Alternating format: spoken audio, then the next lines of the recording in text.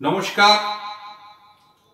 आज 25 जून भारतवर्षेर इतिहासेर गणतंत्रेर एक कालो अध्याय शुरू हয়েছিল आजकेर दिने 1975 साले एवं जे कालो अध्याय 21 मास যাবত 1977 सालेर 21 मार्च पर्यन्त छिलो जरूरी अवस्था भारतवर्षे।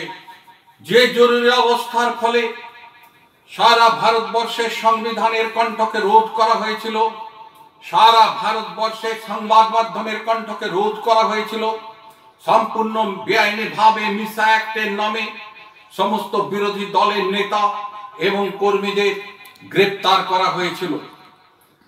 आमरा जानी बंधु 1975 सालेर 12 जून एलाहाबाद हाईकोर्टेर अनारेबल जस्टिस जगमोहन लाल सिन्हा एक ऐतिहासिक राय बोलेছিলেন रायबरेलीर निर्वाचने इंदिरा गांधी निर्वाचन अवैध।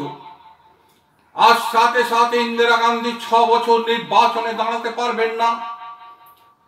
নিজে টিকে থাকার জন্য এবং দলকে টিকিয়ে রাখার জন্য আমরা জানি 1975 সালের 25 জুন ঠিক যেদিন सारा भारतवर्षेर मानुष एकत्रित हुए दिल्ली रामलीला मैदाने जयप्रकाश नारायणेर नेतृत्वे आवाज तुलेছিলেন इंदिरा हटाओ भारत बचाओ कांग्रेस हटाओ देश बचाओ।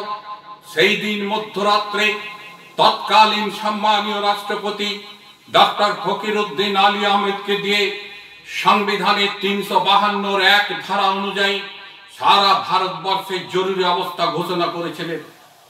আর এই জরুরি অবস্থার ঘোষণার পিছনে যার পরামর্শ ছিল তিনি হচ্ছেন পশ্চিম বাংলার তৎকালীন ব্যারিস্টার মুখ্যমন্ত্রী সিদ্ধার্থ শঙ্কর রায়। আমরা জানি বন্ধু 12 জুন 1975 এলাহাবাদ হাইকোর্ট যে রায় দিয়েছিল তার এগেইনস্টে সুপ্রিম কোর্টে কোনো মডিফিকেশন বা স্টে অর্ডার না পাওয়ার ফলে सरकार पड़े जाच्छे, इंदिरा गांधी के रेजिगनेशन करते हच्छे। এই রকম পরিস্থিতিতে তিনি বাধ্য হয়েছিলেন যে ভারতবর্ষে জরুরি অবস্থা ঘোষণা করে নিজে টিকে থাকার এই পরামর্শ দিয়েছিল তৎকালীন ব্যারিস্টার সিদ্ধার্থ শঙ্কর রায় পশ্চিম বাংলার মুখ্যমন্ত্রী।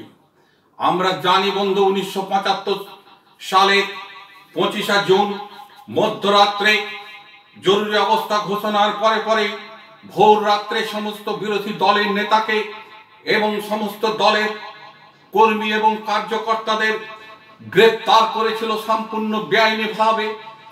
और आजके जारा भारतवर्षे बिरोधी दल बोले निजेदेरके बोलछे जे भारतवर्षे नाकि बीजेपी गणतंत्र हत्या करछे, ताराई 1975 सालेर 25 जून থেকে 1977 सालेर 21 मार्च पर्यन्त भारतवर्षेर गणतंत्रेर कण्ठके रोध करे दिएছিল।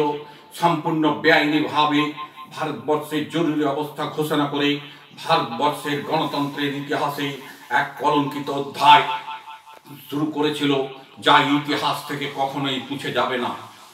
नमस्कार।